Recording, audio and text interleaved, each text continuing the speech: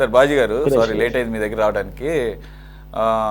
ఈరోజు ఆయన మాటల్లో మరొకటి కూడా ఉంది, కొద్ది షాక్ అయింది. ఇది నేను విన్నది కరెక్టా కాదండి. డిఐజీలు నథింగ్ బట్ మాఫియా డాన్స్ లాగా వ్యవహరిస్తున్నారన్నారు. అంటే నిజంగా ప్రూఫ్ ఉండి ఒక ఎక్కడన్నా ఒకటి అరా అంటే మొత్తాన్ని కలిపేశారు ఆయన. అదొక చాలా తీవ్రమైనటువంటి ఆరోపణే. ఇంకొకటి ప్రతి ప్రెస్ మీట్లో ఉన్నట్లుగానే ఒకటి ఆయనకి ఎక్కడన్నా ఆయన్ని కట్టడి చేసినట్లు ఆయనకి అనిపించిందా అసలు? అంటే మనకైతే అనిపించటం లేదు. ఆయనకి ఇస్తున్నారు, ఎక్కడికి వెళ్ళాలన్నా కానీ అలౌ చేస్తున్నారు. ఐ మీన్ వైలేషన్స్ ఉన్నా కానీ జరుగుతాయి అని చెప్పేసి ముందు జాగ్రత్తగా అన్ని చర్యలు తీసుకుంటున్నారు.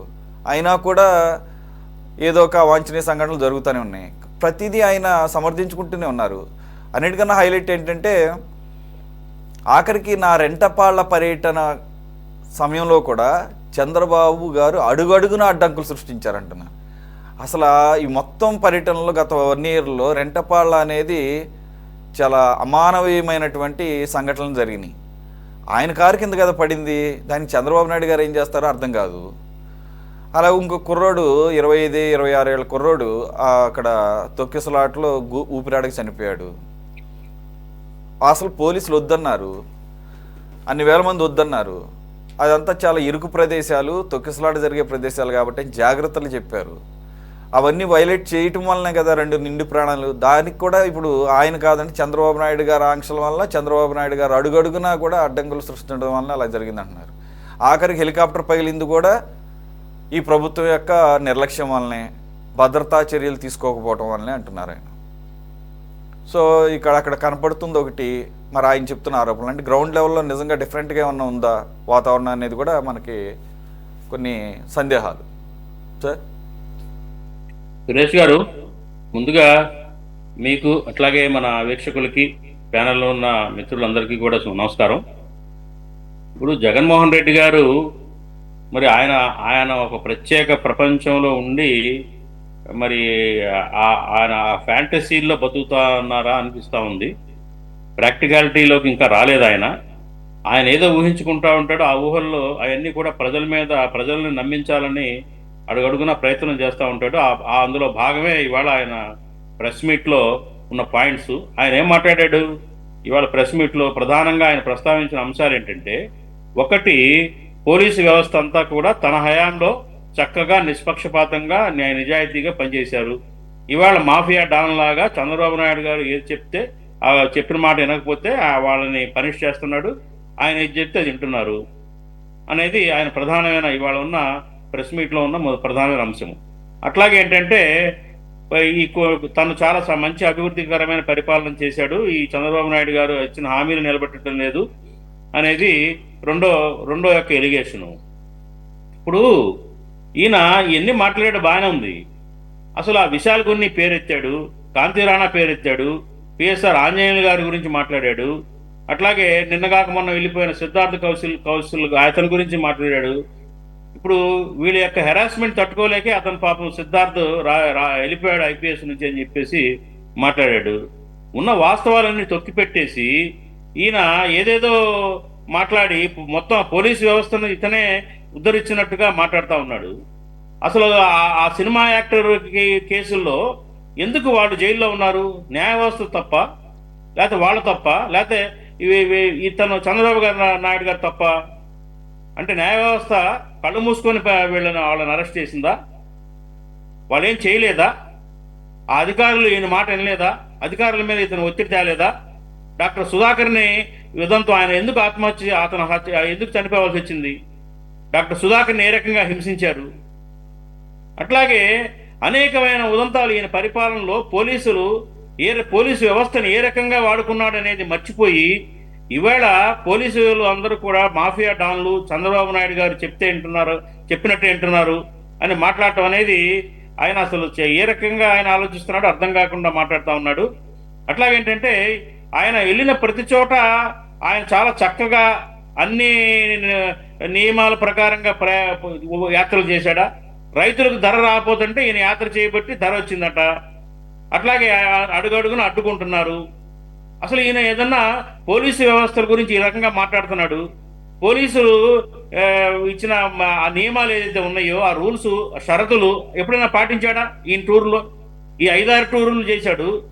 పోలీసులు మీద అంత గౌరవం, పోలీసు వ్యవస్థ మీద అంత సానుభూతి, జాలి ప్రదర్శించే వ్యక్తి పోలీసులు ఇచ్చిన షరతులు, ఏదైతే ఈ టూర్లకు ఇచ్చిన షరతులను ఎప్పుడైనా పాటించాడా? వైలేట్ చేయలేదా? ఎందుకు వైలేట్ చేశాడు? పోలీసు వ్యవస్థ మీద అంత ప్రేమ ఉన్నవాడు, అంత ఇదిగా ఉన్నవాడు అనుసరించాల్సింది కదా. పోలీసులు చెప్పినట్టు 30 బళ్ళు 500 మంది కార్యకర్తలతోటి పరామర్శించవచ్చు కదా రైతుల్ని. ఈ వేలాది మందితోటి దండయాత్రలు ఎందుకు చేశాడు? ఇవన్నీ ఏంటంటే ఇప్పుడు తన తప్పులన్నింటినీ కూడా కప్పిపుచ్చుకొని ప్రభుత్వం మీద ఇవాళ వీళ్ళేదో చేస్తున్నారని నింద వేయటం అనేది ఆయన విఘ్నతకే వదిలేయాలి ఆయన యొక్క విధానాలు.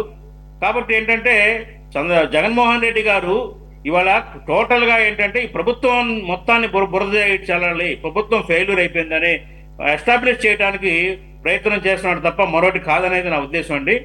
అట్లాగేంటంటే కూటమి ప్రభుత్వం కూడా ఇవాళ అనేకమైన తప్పటడుగులు వేస్తూ ఉంది. ముఖ్యంగా హామీలు పక్కన పెట్టండి, హామీలు ఏదో కొన్ని నెరవేర్చారు, కొన్ని నెరవేర్చడానికి ఏదో ప్రయత్నాలు చేస్తూ ఉన్నారు. ఇప్పుడు జగన్మోహన్ రెడ్డి గారు ఈ రకంగా విశృంఖలంగా ఆయన చెలరేగిపోయి యాత్రలు చేస్తూ ఉంటే వాళ్ళు ఎందుకు అనుమతులు ఇస్తూ ఉన్నారు? ప్రజాస్వామ్యంలో ప్రతిపక్ష నాయకుడు ఇవ్వాల్సిందే, కానీ ఆయన ప్రతి దండయాత్ర వెనక అరాచకం జరుగుతుంది, హింస జరుగుతుంది, చనిపోతూ ఉన్నారు జనాలకి, అశాంతి ఉంది ప్రజల్లో. ఆయన ఏదో ఇప్పుడు మళ్ళీ ఉత్తరాంధ్ర పర్యటనకి ప్లాన్ చేసి సిద్ధమవుతా ఉన్నాడు ఆయన. ఇప్పుడు ఆయన ఒక యాత్ర చేపడుతున్నాడంటే భయభ్రాంతులకు గురవుతున్నారు జనం కానివ్వండి, పోలీసులు కూడా. ఈవెన్ ఇదంతా మా నెత్తి మీదకి వస్తుంది ఏంటని చెప్పేసి పోలీసులు కూడా భయభ్రాంతులకు గురవుతున్నారు. ఇదే అటు అటు అటు ఇటు గోడ దెబ్బ చెంప దెబ్బ లాగా పోలీసుల పరిస్థితి తయారైపోయింది పాపం. ఎందుకు అనుమతిస్తారు? ఎందుకు అడ్డుకోలేకపోతున్నారు? ప్రజాస్వామ్యంలో ప్రతిపక్ష నాయకుడికి, రాజకీయ పార్టీకి ప్రజల్లో తిరిగే అధికారం ఉంది. బట్ ఇలా కాదు, దానికి ఒక విధానం ఉంటుంది, ఒక పద్ధతి ఉంటుంది.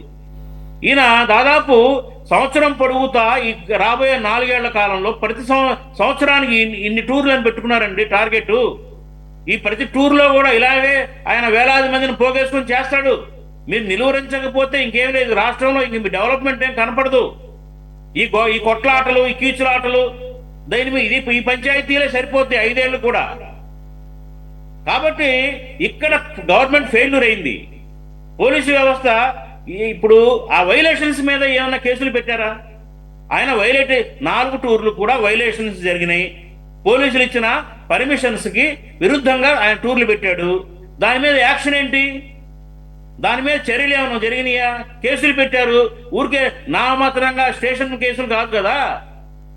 సాధారణంగా ఇప్పుడు మా బోటాల్లో, మీ బోటాల్లో ఏదైనా కార్యక్రమం పెట్టి పోలీసులు ఇచ్చిన పర్మిషన్స్ కి వైలేషన్ చేస్తే ఊరుకోరు కదా. మరి ఇంత పెద్ద అరాచకం జరుగుతుంటే టూర్ల పేరుతో, యాత్రల పేరు, పరామర్శల పేరుతోటి ఎందుకు ఊరుకుంటున్నారు అనేది నాకు $1 మిలియన్ క్వశ్చన్, సందేహంగా ఉంది. ఆయన కూడా మన మామూలు సామాన్యుడే, రాజకీయ పార్టీ అవ్వచ్చు కాక, కానీ ఆయన పర్యటనలు ఇబ్బందికరంగా ఉన్నాయి కదా ప్రజలకి. ఆ ప్రాంతంలో ఎంతమంది దుకాణాలు మూసుకున్నారండి? ఈయన పర్యటించే దారి పొడుగుతా దుకాణాలు మూసుకోవటం, ట్రాఫిక్ ఇబ్బందులు, అట్లాగే వ్యాపారాలు కానీ వృత్తులు చేసుకునే వాళ్ళందరూ కూడా ఆగిపోవటమే కదా, నష్టమే కదా వాళ్ళకి. ఆ 2 రోజుల పాటు చెప్పండి, దానికి ఎవరు బాధ్యులు? ఎందుకు అనుమతించాలి? ఇంకా ఏమేం జరగాలో, ఏమేం చూడబోతున్నామో భవిష్యత్తులో మనం ఇంక వేచి చూడాల్సిందే. చాలా ఆందోళనకరంగా, నాకైతే ఆందోళనగా ఉంది.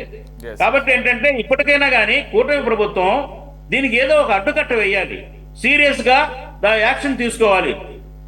లేకపోతే సమావేశం ఏర్పాటు చేయించండి ఆయన చేత, చేయించి ఆయన్ని, లేకపోతే బై జ్యుడిషియరీ సిస్టమ్, జ్యుడిషియరీ ద్వారా ఆయన నిలువరించండి. మీకు పోలీసుల వల్ల కాకపోతే జ్యుడిషియరీ సిస్టమ్ లో తీసుకెళ్ళండి. ఈయన యాత్రలో ప్రజలకు ఇబ్బందికరంగా ఉన్నాయని. అలా కాదు కదా సార్ బాజీ గారు, అసలు ఇవన్నీ ఒకెత్తు సార్. ఇప్పుడు అసలు ఎవరు అధికారులు ఉన్నారు, ఎవరు ప్రతిపక్షాలు ఉన్నారు అర్థం కావడం లేదు. డైరెక్ట్ వార్నింగ్లు. ఇప్పుడు ఒక జగన్మోహన్ రెడ్డి గారే కాదు, నిన్న చాన్నాళ్ళ తర్వాత బయటకు వచ్చారు ఆయన, మోదుగుల ఆయన కూడా. ఆయన అంత సీనియరు, ఆయన అంత పెద్ద ఫ్యామిలీ నుంచి వచ్చాడు. ఆయన అయితే ఏంటి సొంత సైన్యం ఏర్పాటు చేసుకోమంటారా అని అంటున్నాడు ఆయన. సొంత సైన్యమే. ఇంటర్నల్ గా ఒక పగడబందీ ప్రణాళిక ఉంది. ఇంటర్నల్ గా ఒక పగడబందీ ప్రణాళికని రచించుకున్నారు వీళ్ళు. ఈ 4 ఏళ్లలో ఏం చేయాలి, ఎవరెవరి పాత్ర ఏంటనేది నేను ముందు నుంచి అదే చెప్తా ఉన్నాను. అవును, ఆ ప్రకారంగానే ఇంకా మాటలు వస్తున్నాయి, అవును, ఇంకా మున్ముందు ఇంకా వస్తాయి. కరెక్ట్ చెప్పారు. అవును, మీరు అనేక సందర్భాల్లో ఈ విషయాన్ని ముందే హెచ్చరించారు.